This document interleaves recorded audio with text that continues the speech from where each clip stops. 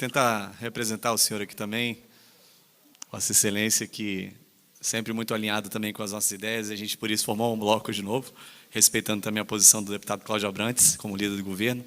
Vamos convergir no que for possível e divergir naquilo que a democracia permite. Eu quero aqui dar seguimento a essa reflexão iniciada pelo deputado Fábio Félix, porque muito me preocupa, como cidadão, viver numa sociedade de pessoas armadas. Eu não sei se eles mensuraram, deputado Fábio Félix, as possíveis consequências disso. E não me venham com essa conversinha pseudo-liberal de que é direito de escolha do indivíduo. Mentira. Como é que vai ser direito de escolha de um indivíduo comprar uma arma no Brasil, sendo que esse custo varia de 4 mil a 10 mil reais e a renda média do brasileiro é R$ 1.268, para mais da metade da população fica na casa dos R$ 750 reais? Que direito de escolha individual é essa que é restrito a uma elite, a um pequeno grupo da população? Então, já quero aqui adiantar que não me venham os partidos e as figuras ditas liberais falar que isso é liberdade de escolha do indivíduo, porque não é. Então, esse é um primeiro ponto. O Brasil é campeão mundial em número de mortes por armas de fogo. Campeão mundial por armas de fogo. Mortes por armas de fogo, isso é muito grave. E estamos ampliando o acesso às armas. Decreto este que vai no sentido oposto ao Estatuto do Desarmamento, muito bem colocado aqui, uma lei construída no Congresso Nacional, com a participação da sociedade, e que de forma autoritária, unilateral, o governo agora, de alguma forma, revoga. Ele destrói o Estatuto do Desarmamento. É importante também a gente dizer que quem está sendo beneficiado com isso são apenas as empresas de armas de fogo, algumas delas estrangeiras e algumas delas brasileiras. Empresas essas, inclusive, que financiaram a campanha da família Bolsonaro em períodos passados, em campanhas eleitorais onde era permitida a doação de empresas aos candidatos. Essas empresas financiaram a campanha da família Bolsonaro. Então, na verdade, o que nós estamos assistindo é apenas um acerto de contas. É uma retribuição aos milhões investidos nesta família, nos seus correligionários, e colocando em risco a vida da população. Não tem outra explicação senão esta.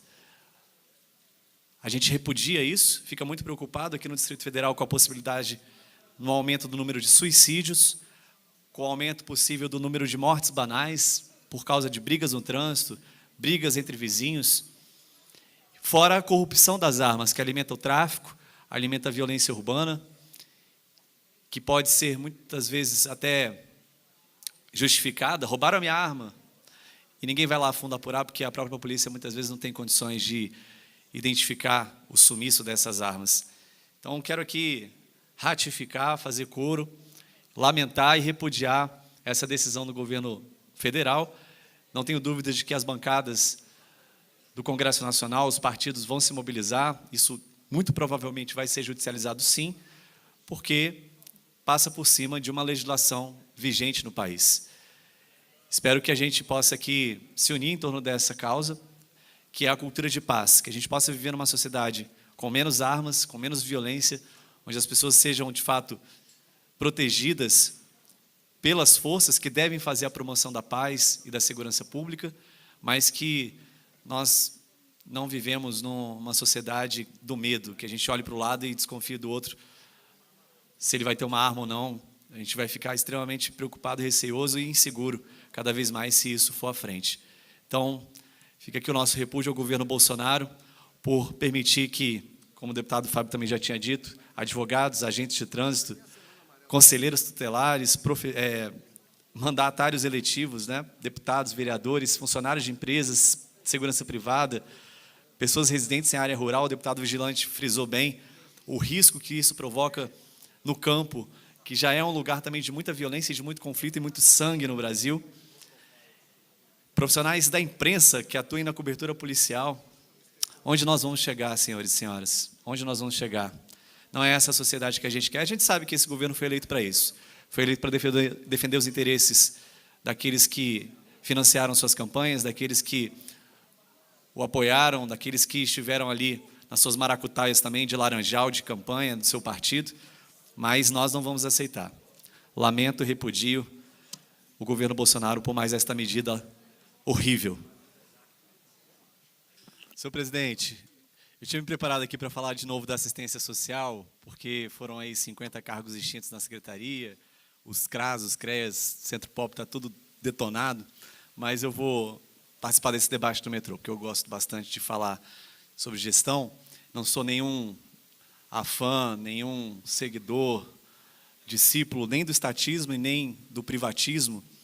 Não sigo essas doutrinas. O que eu acredito é na gestão pública profissionalizada, de qualidade, eficiente e efetiva. E eu quero enfrentar esse debate tentando desconstruir essa tese de que o que é privado é bom e o que é público é ruim. Isso é uma falácia. Nós, lá do campo de públicas, eu sou pesquisador, professor da área, a gente tem discutido muito sobre a inovação no setor público e entendido que a gestão pública ela tem as suas particularidades, gerir os serviços públicos, gerir as entregas que são associadas aos direitos é completamente diferente de gerir serviços que visam lucro. Então, essa discussão ela não pode ser tratada dessa maneira, colocando o público de um lado, o privado do outro, como se a gestão privada fosse boa e a gestão pública fosse uma porcaria. Isso é uma lenda, é um mito que precisa ser desconstruído. Nós temos no Brasil diversas experiências saudosas, positivas, extremamente interessantes de gestão pública, também de gestão privada, e temos parcerias que funcionaram, outras não. O que em tese, fundamenta essas boas parcerias? Quando elas se dão num processo de muita transparência. Quando falta transparência, quando falta embasamento e justificativa, a tendência é que a corrupção se instale e que o privado se aproprie do público para seus próprios interesses. Agora, em relação ao transporte público, é importante primeiro frisar que ele está vinculado a dois direitos, um civil e um social. O direito civil de ir e vir e o direito social, que é o próprio transporte, lá no artigo 6º da Constituição. É óbvio que uma empresa pública de transportes ela não tem que buscar única e exclusivamente o lucro. E a gente não pode entender que o gasto, que muitas vezes é o investimento com essas empresas, signifique um problema para a sociedade e um problema para o próprio Estado. É preciso encarar que, quando se trata de transporte público, a gente está entregando um direito e essa gestão, de fato, ela precisa ser eficiente. Inserir o privado nesse processo de gestão é discutível, sim, é passível de um debate. O deputado Fábio lembrou aqui dos metrôs do mundo, que são geridos de forma estatal, com intervenção, com parcerias, principalmente nos processos de ampliação com o setor privado. No caso do Brasil, de São Paulo, que foi citado aqui, a gestão é pública. E, para a expansão, foram feitas algumas parcerias, inclusive em determinadas linhas com prazo temporário, com prazo limitado de gestão dessas linhas concedidas. A mesma coisa acontece lá na Espanha. Para a expansão, a empresa investe, mas ela tem um tempo para poder ali usufruir dos retornos financeiros desse investimento. Então, hoje o metrô do DF ele tem um patrimônio de cerca de 2 bilhões de reais, são cerca de são 1.400 servidores, e esse debate ele precisa ser feito, como o deputado Fábio Félix trouxe, de uma maneira um pouco mais fundamentada, técnica e embasada. Entregar a gestão do metrô de maneira assim, completamente arbitrária, sem qualquer fundamentação para a gestão privada, é um risco que a gente corre para, eventualmente, aumentar o valor das passagens, não termos um serviço de qualidade e deixar a população na mão dessas empresas que vão assumir a gestão. Portanto, o que eu defendo aqui não é nem a doutrina estatista e nem a doutrina privatista, mas a gente pensar a gestão pública da maneira como ela pode acontecer, de maneira eficiente, efetiva, sem colocar em risco os direitos, sem transformar o direito ao transporte em uma mercadoria. Essa é a questão central. Esse é o norte que deve orientar o nosso debate. Transporte é direito, ir e vir é direito, e não pode simplesmente ser transformado num produto que vai ficar na mão de empresas sem a participação do Estado e, principalmente, sem a participação da sociedade. Então, dessa forma é que eu gostaria de contribuir para essa discussão, que eu acho muito importante. Gostaria de reforçar o convite para a comissão geral que o deputado Chico Vigilante convocou para o dia de amanhã, para debater a privatização das empresas públicas e onde isso pode nos levar do ponto de vista de desenvolvimento, de soberania e de promoção dos direitos da população. Muito obrigado.